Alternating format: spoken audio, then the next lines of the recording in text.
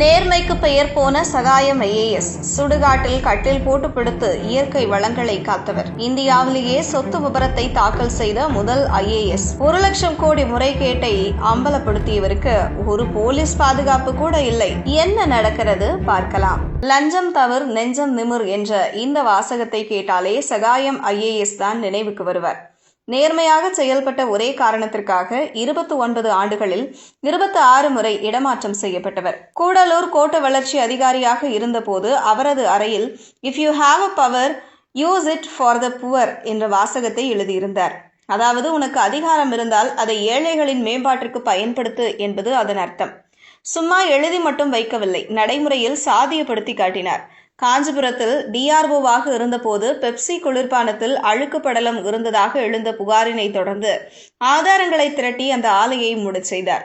நாமக்கல் கலெக்டராக இருந்தபோது இந்தியாவிலேயே முதல் முறையாக தனது சொத்து பட்டியலை வெளியிட்டு நாட்டையே திரும்பி பார்க்க வைத்தார். அவர் வெளியிட்ட சொத்து பட்டியல் என்பது மதுரையில் தனது மனைவியுடன் இணைந்து எல்ஐசியில் கடன் பெற்று 9 லட்சம் ரூபாய்க்கு கட்டிய ஒரு வீடும் வங்கியில் 7127 ரூபாய் வைப்புத் தொகையும் மட்டுமே இருந்தது. மதுரையிலும் தொடுவானம் என்ற இணைய வலைப்பூ வாயிலாக பொதுமக்கள் தங்களுக்கான புகாரை நேரடியாக மாவட்ட ஆட்சியருக்கு அனுப்ப வழிவகை செய்தார்.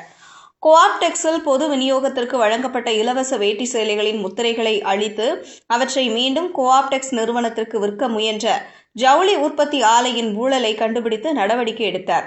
மதுரையில் சட்டவிரோத குவாரி முறைகேடுகளை விசாரிக்க உயர்நீதிமன்றத்தால் நியமிக்கப்பட்ட ஐஏஎஸ் அதிகாரி அப்போது ஒரு முறை கல்குவாரி அமைத்த சுடுகாட்டிலேயே கட்டில் போட்டு படுத்தார். இவரை மதுரை ஆட்சியராக இருந்து கோஆப்டெக்ஸுக்கு மாற்றப்பட்ட போது பொதுமக்கள் திரண்டு போராட்டத்தில் ஈடுபட்டனர். கல்குவாரி முறைகேடுகளை விசாரித்த இவர் சுமார் 1 லட்சம் கோடிக்கு மேல் அரசின் வளம் சுரண்டப்பட்டதை கண்டறிந்தார்.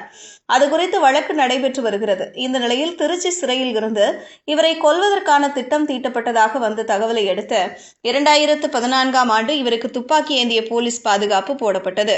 ஆனால் அந்த பாதுகாப்பு 2024ஆம் ஆண்டு அந்த போலீஸ் பாதுகாப்பு விலக்கிக் கொள்ளப்பட்டது.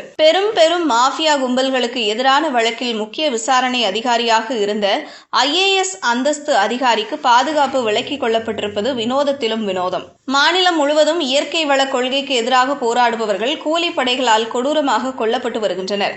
கஞ்சா விற்பனை பற்றி துப்பு கொடுப்பவர்களுக்கும் இதுதான் நிலைமை.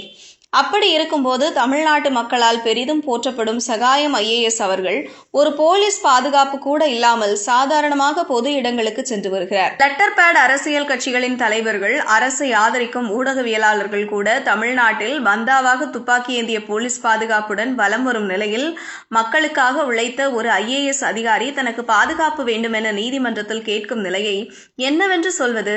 இந்த வழக்கில் 2 வாரங்களுக்குள் விரைந்து முடிவெடுக்க தமிழக காவல்துறை இயக்குநருக்கு உத்தரவிட்டு வழக்கை ஒத்தி வைத்துள்ளார் நீதிபதி ஜெகதீஷ் சந்திரா. பொறுத்திருந்து பார்ப்போம்.